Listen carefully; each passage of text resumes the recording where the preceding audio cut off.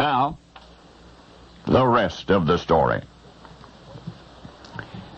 His name was Wade Morrison. 100 years ago, early in the 1880s, he was a young pharmacist working at a drugstore in rural Retreat, Virginia. The drugstore was owned by a local physician, a rather stern old fellow, but a fair employer. And Wade was in love with his employer's daughter. Irredeemably infatuated, young Wade Morrison arrived early at church every Sunday just so he could be standing at the door as she walked inside. Passing her house, Wade always strolled slowly, hoping for a glimpse of his beloved, or perhaps even a wave should she be sitting on the front porch. Wade Morrison racked his lovesick brain for a way to get and hold the attention of his employer's lovely young daughter. And when next she did come into the drugstore, it all happened quite naturally. He said, "Good afternoon," and she answered with the same words, and she was smiling, and he stepped behind the soda fountain, proudly announced that he'd been experimenting, and he had invented a special soda just for her. Artfully combining a variety of fruit flavors, he prepared the delightful concoction. She, blushing, said that she was flattered, and so Wade's one-way romance blossomed into a mutual one. He asked if he might call on her. Happily, she granted his request, and within weeks, their relationship intensified. He was about to propose when the whole world caved in on top of Wade Morrison. The girl's father, Wade's employer, came into the drugstore one morning, said he wanted to have a word with the young pharmacist.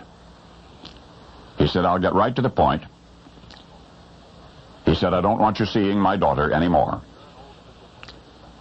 And then the stern old physician explained his reasoning, the predictable protest that his little girl was too young to make up her own mind, and then a rather cruel postscript to the effect that when his daughter was old enough, surely she would have the good sense to entertain a more worthy suitor, a lawyer perhaps, or should she be so lucky, a respected physician, like her father. The next day, the unhappy young pharmacist was packed and gone from rural Retreat, gone west, never ever to return.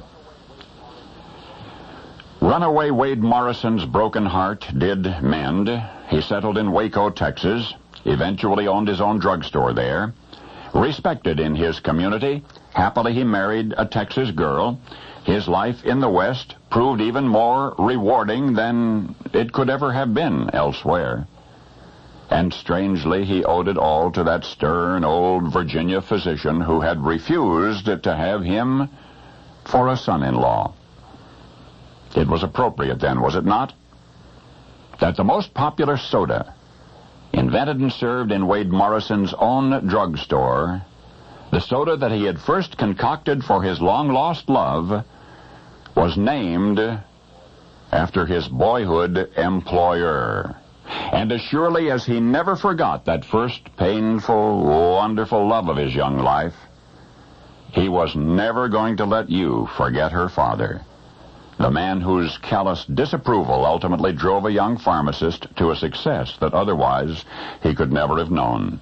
It was not just a made-up name. There really was a stubborn old Virginia physician named Dr. Pepper.